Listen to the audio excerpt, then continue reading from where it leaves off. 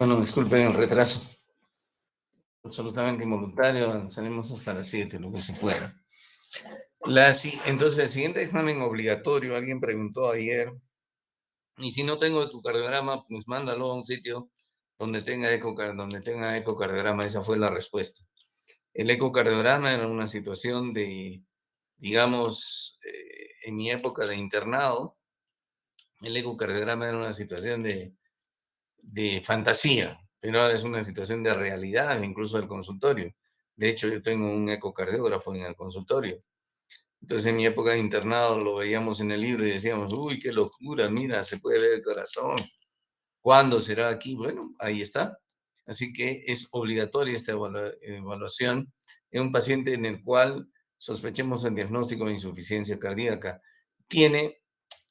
Este es un modelo bastante antiguo, pero lo suficiente como para que sepamos que se puede ver el corazón y que tiene posibilidades de brindar muchas informaciones sobre la función cardíaca, sobre el origen de la insuficiencia cardíaca, puede ser una valvulopatía, puede ser una cardiomiopatía, sobre el estado de la circulación pulmonar, tendrá o no el paciente hipertensión pulmonar, y existe un parámetro que hasta ahora no se deja de lado, que es la fracción de eyección, como acabamos de ver, y que nos sirve pues para establecer el fenotipo de los pacientes, ¿no?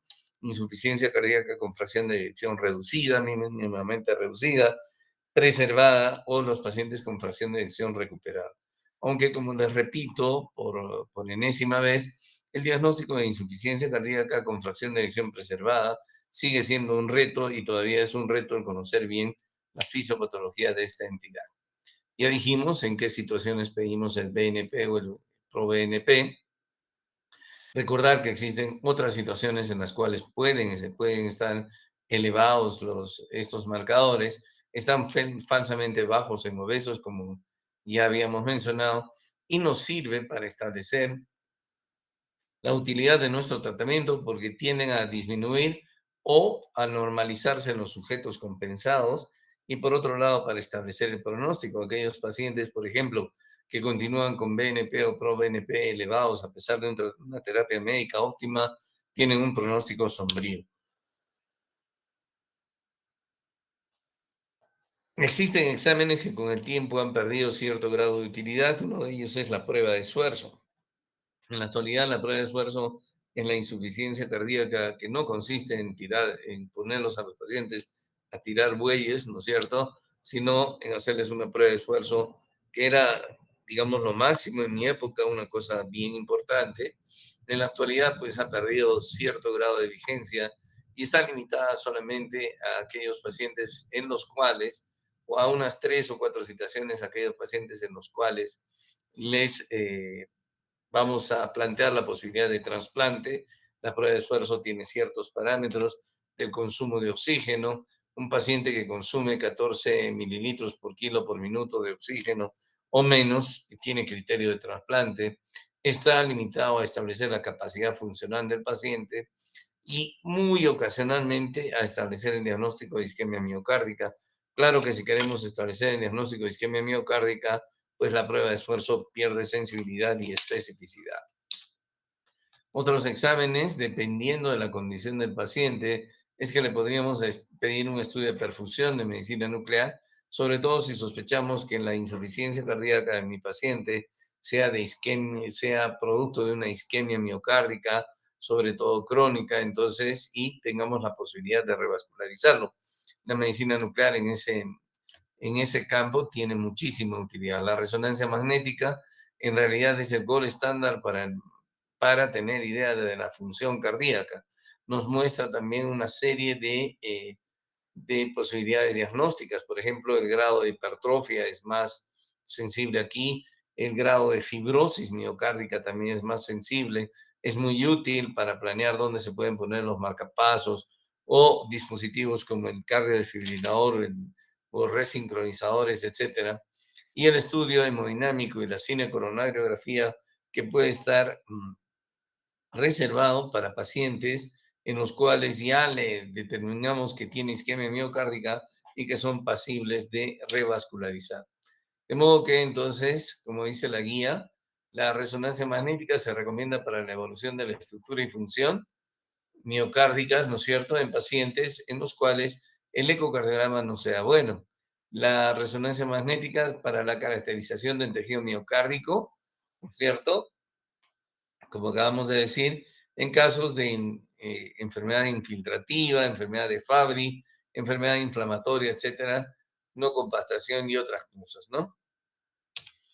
La angiografía se recomienda en pacientes con angina a pesar de la terapia farmacológica adecuada o arritmias ventriculares sintomáticas, ahí le hacemos angiografía. Entonces, no a todos los pacientes les hacemos estos exámenes de resonancia, angiografía o medicina nuclear. La tomografía se puede considerar en pacientes con baja o probabilidad intermedia de enfermedad coronaria, ¿no?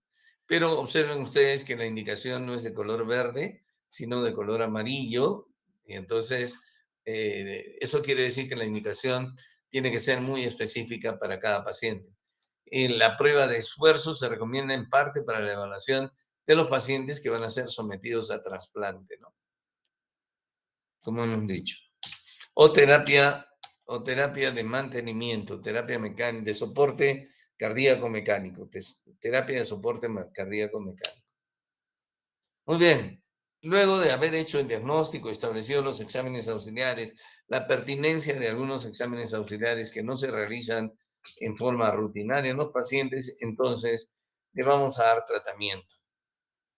A quienes lo más importante en todo caso es establecer, aparte de la clase funcional en la cual se encuentra nuestro paciente, porque esto nos hemos dicho que en forma sencilla, aunque no exacta, pero en forma sencilla, nos permite establecer la severidad, el pronóstico y la necesidad de tratamiento intensivo. Aparte de establecer la clase funcional en la que se encuentra el paciente, tenemos que establecer en qué estadio de la ACC, del American College of Cardiology o del Colegio Americano de Cardiología o de la Asociación Americana del Corazón se encuentra el paciente, ¿no?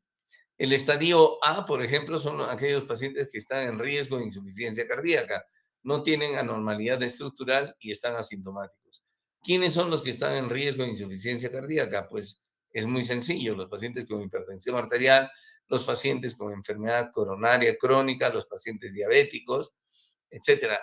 En ellos es muy importante que prevengamos que el paciente haga insuficiencia cardíaca. ¿Y cuál es la forma de prevenir? Primero, unos estilos de vida saludable y dos, tratar bien su diabetes, si es diabético, tratar bien su hipertensión, si es hipertenso, tratar bien su enfermedad coronaria, si el paciente tiene enfermedad coronaria. Si ya el paciente tiene compromiso cardíaco, pero está asintomático, ahí hablamos de estadio B, ¿no es cierto? Tiene lesión estructural y estadio B, ahí ya empezamos el tratamiento. Está asintomático, pero tiene lesión estructural, ya empezamos el tratamiento. Si está en estadio C, está sintomático y con lesión estructural, y está en estadio D, tiene enfermedad estructural cardíaca avanzada y tiene marcados síntomas a pesar de la terapia médica, ¿no? Es muy importante entonces que lo ubiquemos en cualquiera de estos estadios porque nos van a indicar la necesidad de tratamiento. Estadio B, C o D, a partir de estadio B damos tratamiento para insuficiencia cardíaca. Y en el estadio A tratamos bien los factores de riesgo. Y esto es lo que dice la guía, ¿no es cierto? Se recomienda tratar la hipertensión para prevenir o retrasar la aparición de insuficiencia cardíaca y prolongar la vida. Se recomienda el tratamiento con estatinas para pacientes con alto riesgo, confirmada en presencia o ausencia de disfunción sistólica, a efectos de prevenir o retrasar la aparición de insuficiencia cardíaca y prolongar la vida. ¿Sí? Se recomienda el tratamiento con inhibidores de la enzima convertidora para pacientes con disfunción sistólica del ventrículo izquierdo asintomática e historia de infarto de miocardio para prevenir o retrasar la aparición y prolongar. Estos pacientes están asintomáticos, pero ya tienen insuficiencia cardíaca. Ya están en estadio B, se encuentran asintomáticos. ¿Sí? ¿Qué más? Se recomienda el tratamiento con IECA para tratar a pacientes con disfunción sistólica asintomática sin historia de infarto miocárdico para prevenir o retrasar la aparición de insuficiencia cardíaca. Si ya tiene disfunción sistólica asintomática sin historia de infarto. Se recomiendan beta bloqueadores, entonces se recomienda implantar, etcétera. Lo más importante es entonces que uno, tenemos que tratar los factores de riesgo y dos, si ya tiene lesión miocárdica, hay que tratarlo también para insuficiencia cardíaca.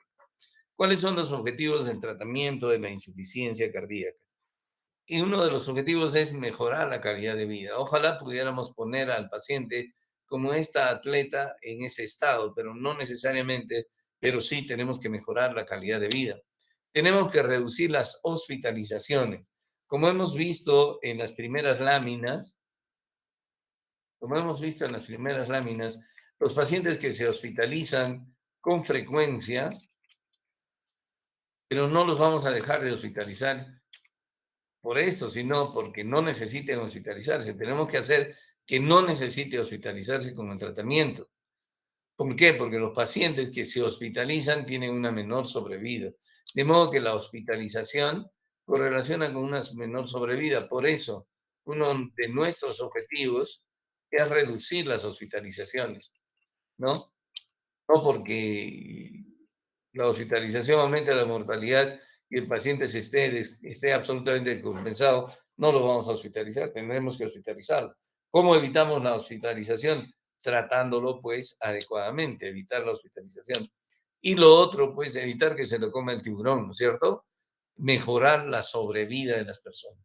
Son los tres objetivos fundamentales que tenemos con el tratamiento del paciente con insuficiencia cardíaca. Entonces, disminuir hospitalizaciones, prevenir muerte prematura. El tratamiento de la insuficiencia cardíaca tiene un pilar basado en las medidas generales, higiénico-dietéticas y de los factores de riesgo y el tratamiento medicamentoso, ¿no? En cuanto a tratar los factores de riesgo, comorbilidades, debemos de tratar muy bien la hipertensión arterial, muy bien la diabetes, evitar la anemia y la enfermedad coronaria, que como sabemos explican el 75% de casos de insuficiencia cardíaca. Y como dice y les acabo de mostrar la guía, es muy importante tratar la hipertensión en forma adecuada para prevenir o retrasar la aparición de insuficiencia cardíaca y prolongar la vida. No se olviden de eso entonces. En cuanto a las medidas generales, es muy importante instruir al paciente que tiene que tener buenos hábitos de vida. Evitar el alcohol es fundamental. Recuerden que el alcohol es un tóxico directo del corazón y que el alcoholismo en algunas sociedades, como la sociedad americana, representa una buena proporción de todas las causas de insuficiencia cardíaca, lo mismo que ocurre en nuestra sociedad. Además, si el paciente ya tiene daño cardíaco, el alcohol añade aún más mayor estrés a ese miocardio. Entonces, el alcohol debe evitarse en el paciente con insuficiencia cardíaca. Lo mismo que el tabaco. El tabaco no tiene ningún efecto benéfico y es un lesionador directo del endotelio vascular, aumenta la inflamación y como ayer les he mencionado, la insuficiencia cardíaca es un estado inflamatorio crónico. El alcohol, como les dije, no tiene ningún efecto benéfico, como veremos también cuando hablemos de hipertensión arterial. Hay que evitar el uso de drogas como antiinflamatorios no esteroideos, sobre todo el uso crónico de antiinflamatorios no esteroideos. Podemos utilizarlos condicionalmente, pero el uso crónico, ustedes no sé si se acordarán, pero creo que todavía estarían en colegio en esa oportunidad, pero hace unos años se demostró que el uso de, por ejemplo, de los COX-2, que es una familia de antiinflamatorios, se asocia a un incremento de la morbimortalidad cardiovascular. Y entonces podemos utilizar los antiinflamatorios, pero en forma condicional. El uso crónico se asocia a un empeoramiento de la insuficiencia cardíaca porque promueven retención de sodio y agua y vasoconstricción. El uso de algunos calcio antagonistas, sobre todo los calcio antagonistas tipo diltiazem o verapamil, que tienen un franco efecto inotrópico negativo, también no se recomienda en estos pacientes. Es muy importante entonces evitar el uso de diltiazem o verapamil. Los únicos calcio antagonistas que se pueden utilizar son los de tipo dihidropiridínico, ya sea amlodipino o felodipino, que tienen efecto neutro sobre sobre la mortalidad de estos pacientes con insuficiencia cardíaca. Sin embargo, es raro utilizar es raro tener la necesidad de utilizar calcio antagonistas en los pacientes con insuficiencia cardíaca, especialmente en aquellos pacientes con hipertensión arterial, aquellos casos raros de pacientes con insuficiencia cardíaca, con fracción de eyección reducida e hipertensión arterial es muy raro.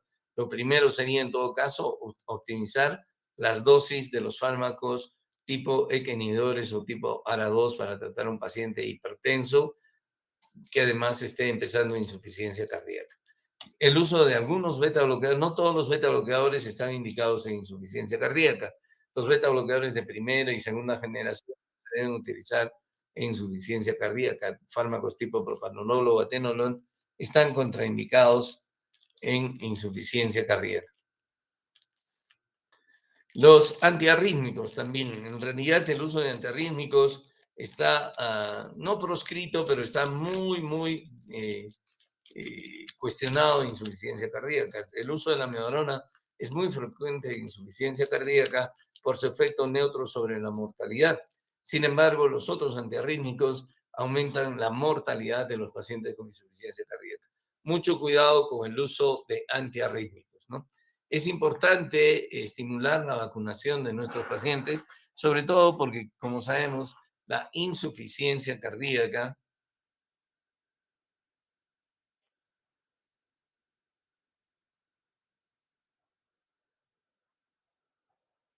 sobre,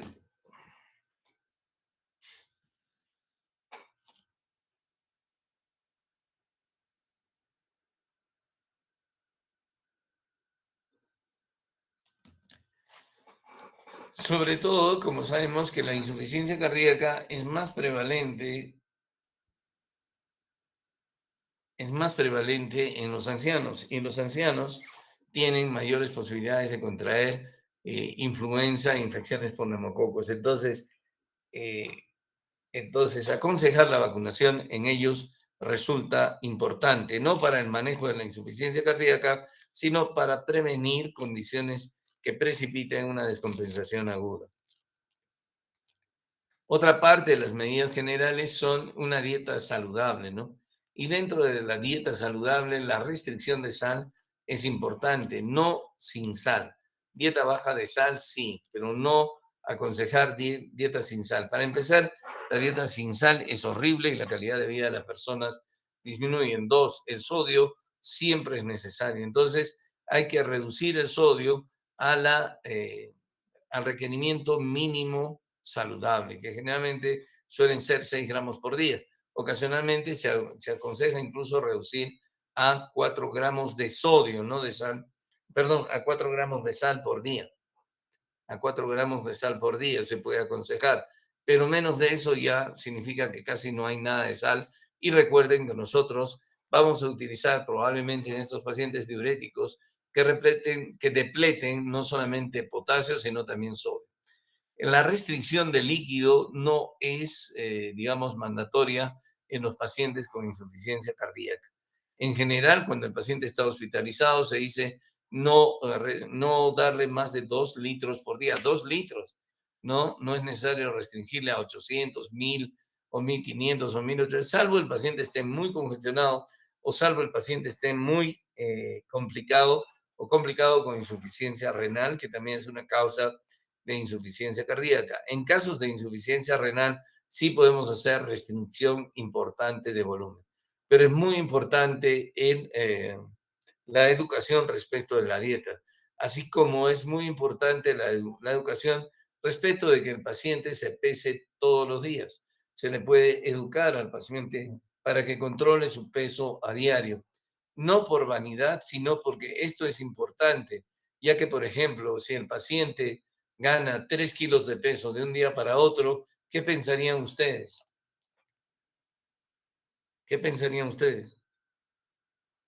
Podría estar reteniendo agua, doctor. Claro, retención hídrica, ¿no es cierto? El paciente puede estar haciendo retención hídrica. Entonces, Eso es muy importante y con el tiempo se puede descompensar. El paciente con insuficiencia cardíaca no lo debemos tratar y arrinconarlo y decirle que tiene que estar todo el día en reposo. Hay que estimular el ejercicio. El mejor ejercicio es caminar. No es necesario decirle al paciente que se matricule en un gimnasio para que una instructora vestida con su bikini negro, ¿no es cierto?, lo azote para que pueda hacer ejercicio. No es necesario eso. El mejor ejercicio es caminar. Hay que estimular el ejercicio. ¿Cuánto debe caminar el paciente? Por lo menos 20 minutos por día. No es necesario que termine extenuado, a su ritmo, a su ritmo. El ejercicio mejora la función endotelial, permite mantener el peso, mejora la fortaleza de los músculos que entran en ejercicio y mejora la calidad o la capacidad de esfuerzo del paciente y mejora su calidad de vida. Entonces, muy importante que aunque sea se mueva alrededor, como yo digo, de su mesa de comedor. Dentro de las medidas generales también está que nosotros debemos tener en cuenta que nuestro paciente en la mayoría de las oportunidades es un paciente anciano, es un paciente de la tercera edad. Yo ya voy a entrar a la tercera edad en poco tiempo, en unos años más.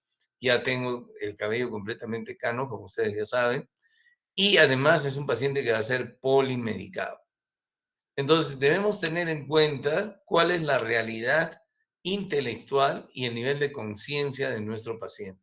Hay pacientes ancianos que tienen un nivel de conciencia, un nivel de inteligencia espectacular y que son capaces de entender la naturaleza de su enfermedad, el pronóstico de su enfermedad y la necesidad de tratamiento. Mientras que hay otros pacientes que no son capaces de entender, que son absolutamente dependientes de la familia. Entonces, tenemos que hablar o con el paciente, evaluando su nivel de inteligencia, conciencia y educación, o con la familia, para decirles cuál es la naturaleza de su enfermedad, qué es lo que pueden esperar de nuestro tratamiento y cuáles son las posibilidades que tiene ese paciente. Es muy importante hacer esto. ¿Por qué? Porque puede ocurrir que ustedes evalúen a un paciente una noche, como a mí me ha pasado, y al día siguiente estén firmando su certificado de función. Lo evalúan y le dicen, está todo bien, está compensado, y al día siguiente el paciente fallece. Y entonces, si ustedes no han hablado con la familia, no han hablado con el personal involucrado de la naturaleza de la enfermedad y, por ejemplo, no le dijeron que la posibilidad de muerte súbita en estos pacientes existe, a pesar de que estén compensados, pues pueden involucrarse incluso en problemas médicos, en problemas médico-legales muy, muy serios. Lo otro es que tengan en cuenta, como ya les dije, que estos pacientes van a recibir polifarmacia, van a recibir varios medicamentos, mínimo, van a recibir 4 tipos de medicamentos, mínimo. Y entonces es muy importante que ustedes sepan y hablen y cuenten con la colaboración del paciente para poder empezar su tratamiento. ¿Ya? Eso en cuanto a las medidas generales, que es el tratamiento, es parte del tratamiento que debemos tener en cuenta con el paciente con insuficiencia cardíaca. En el tratamiento medicamentoso tenemos algunas variables. ¿Por qué utilizar diuréticos? Tal vez no primero, pero sí utilizar diuréticos.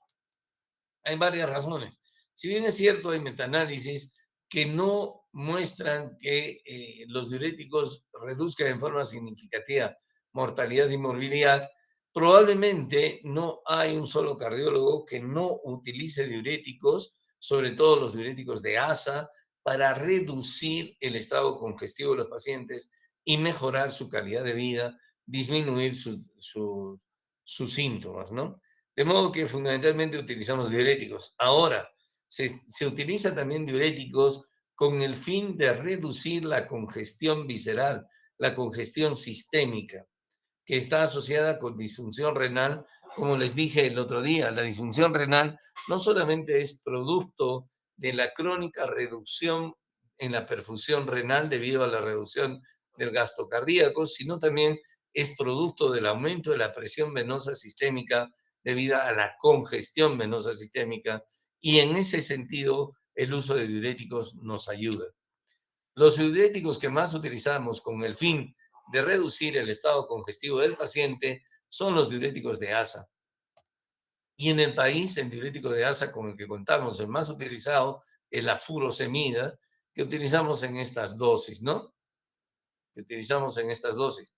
Tenemos también hidroclorotiazida, no tenemos el resto, no tenemos bumetanida, no tenemos torsemida, no tenemos bendroflumethiazida, metolazone, tenemos indapamida, pero no lo usamos mucho, ¿no? Estos son los diuréticos que utilizamos con el fin de reducir el estado congestivo del paciente. ¿Cómo utilizar el diurético con el fin de reducir el estado congestivo del paciente? En la dosis que necesite el paciente y en la dosis a la cual responda. Es muy importante eso. Y dos, tendríamos que utilizar en la frecuencia mínima útil, es decir, hay pacientes que van a utilizar todos los días, incluso 2 veces por día, 2 a 3 veces por día, y hay otros pacientes que podrán utilizar solamente 3 veces por semana. Eso depende de cómo nuestro paciente maneje su estado congestivo y su función renal. Observen que la dosis de furosemida puede ir hasta 240 miligramos, ¿no? Eso significa 6 tabletas de furosemida por día. Yo he llegado a utilizar 4, no he llegado a utilizar 6. Entonces, eso en cuanto a los diuréticos. ¿Por qué utilizar los inhibidores de la enzima convertidora? Hasta, hasta finales de los 90, y bueno, y esa quedaríamos acá para mañana continuar con la clase, hasta finales de los 90, el tratamiento, hasta finales de los 80, inicios de los 90, el tratamiento de la insuficiencia cardíaca no mejoraba para nada la sobrevida y no había cambiado en siglos. Hipócrates utilizaba la digitalis lanata para reducir el estado de lo que él decía hidropesía, y era de insuficiencia cardíaca en los pacientes con insuficiencia cardíaca. Y además utilizaba también infusiones diuréticas. Eso mismo se utilizó hasta el siglo XX, hasta el siglo pasado, hasta casi finales del siglo XX, sin reducir para nada la mortalidad de la insuficiencia cardíaca. Recién es a partir de inicios de los 90 en el que se hace el descubrimiento de los inhibidores de la enzima convertidora, especialmente del captopril y de la enalapril, y a partir de ese descubrimiento se desarrolla una serie de estudios en los cuales se utilizan diferentes inhibidores de la enzima convertidora, captopril, enalapril, lisinopril, trandolapril, etcétera, y todos demuestran tener un efecto de familia, un efecto positivo sobre la insuficiencia cardíaca, ¿no? Así como en la guía hemos visto aquí, lo que dice la guía, se debe considerar el uso a que se recomienda el tratamiento con inhibidores de la enzima convertidora para pacientes con disfunción sistólica del ventrículo izquierdo, asintomática e infarto de miocardio.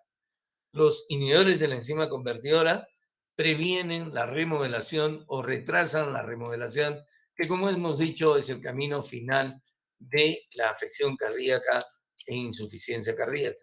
Y cuando ya el paciente tiene el ventrículo remodelado, los ECA inhibidores tienden a producir un remodelado reverso o a impedir la progresión del remodelado.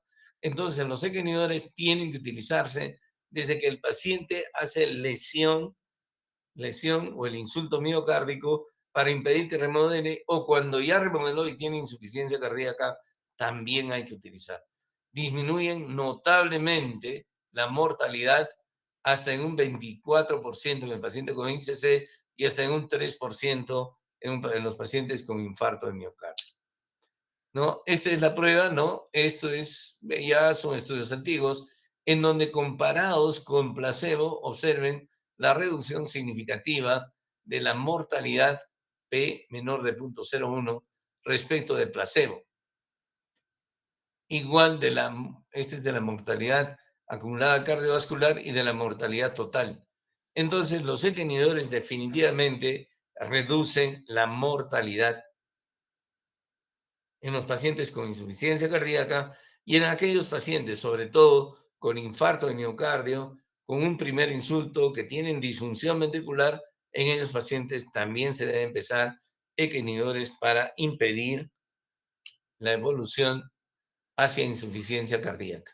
Los ECA inhibidores tienen efectos colaterales, por supuesto que sí, disminuyen la presión glomerular y este efecto puede ser benéfico en los pacientes con hipertensión arterial, pero hay que tener cuidado en el paciente con insuficiencia cardíaca porque nos puede inducir cierto grado de lesión o reducción de la filtración glomerular, al menos al inicio, aunque ello no significa que debamos reducir o suspender el tratamiento con inhibidores de la enzima convertidora, ¿no? Después, ¿cuál es el efecto más común de los inhibidores de la enzima convertidora? La tos. La tos, ¿no? 1 de cada 10 pacientes puede hacer tos con los ECA inhibidores. Y ahí hay otros efectos más o menos frecuentes: cefalea, angioedema infrecuente, reacciones alérgicas, etcétera. Otros efectos, pero la tos es muy frecuente y a veces la tos puede obligar a la suspensión del tratamiento con los inhibidores de la enzima convertidora. Sin embargo, estos son muy buenos en el manejo del paciente con insuficiencia cardíaca. ¿Qué dice la guía americana? La recomendación del 2013 no ha variado. El uso es benéfico para pacientes con síntomas actuales o previos de insuficiencia cardíaca con fracción de eyección reducida para reducir la morbilidad y la mortalidad. Esto ha sido demostrado en estudios clínicos randomizados, ¿no es cierto? Eso ya es. ¿Cómo utilizamos los inhibidores de la enzima convertidora? Los utilizamos empezando con una dosis baja, bien baja, pero la vamos titulando día por día hasta alcanzar la dosis máxima recomendada por los estudios o la dosis máxima tolerada por el paciente. Por ejemplo, empezamos con captopril, 1/4 cada 8 el primer día, luego subimos al segundo día, si el paciente lo tolera, a media cada 8, el tercer día a 1 cada 8 y el cuarto día a 2 tabletas cada 8. ¿Por qué? Porque porque la dosis máxima recomendada por los estudios con captopril es de 150 miligramos al día. Entonces, tendremos que tratar de llegar a esa dosis o por lo menos a la dosis máxima tolerada por el paciente. Cuanto menor sea la dosis tolerada por el paciente, menor es el beneficio que va a obtener de este tratamiento. Muy bien, yo creo que aquí nos quedamos y les pido disculpas por la tardanza. Si tienen alguna pregunta, o ya nos vemos mañana.